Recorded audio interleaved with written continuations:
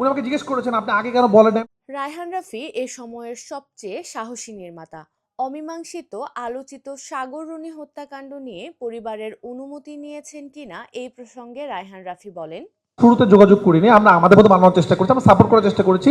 But হ্যাঁ, রিলিজের আগে আমরা তার সাথে কথা বলেছি, তাদের ফ্যামিলি মেম্বারদের সাথে, যে আমরা এই ধরনের একটা কাজ করছি। তারাও বলেছে, শুনেছি আমরা, কিন্তু আমরা বলছি দেখেন আমরা পুরো জিনিসটা ফিকশনালভাবে বানিয়েছি এবং সেন্সার নিয়েছি। তাদেরকে আমরা আশ্বস্ত করেছি যে এই গল্পের সাথে, এটার ফিকশনাল গল্প, এটার সাথে তাদের কোনো গল্পের আমরা মিল রাখার চেষ্টা করিনি।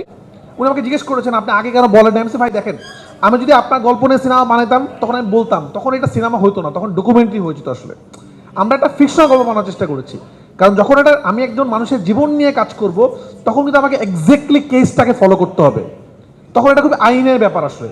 আর যেহেতু কেসটা সমাধান হয় নাই, এটা বানানোর নাই, তাই আমরা ফিকশনালভাবে বানানোর চেষ্টা করেছি। বাট আমাদের উদ্দেশ্য খুবই সৎ, আমরা চাই এই সিনেমার পরে যেন তাদের পাশে দাঁড়াতে, এবং তাদের একটা অর্গানাইজেশন আছে আমি শুনেছি যে তারা একটা ট্রাস্ট করেছেন এই অমীমাংসিত কেসগুলো নিয়ে।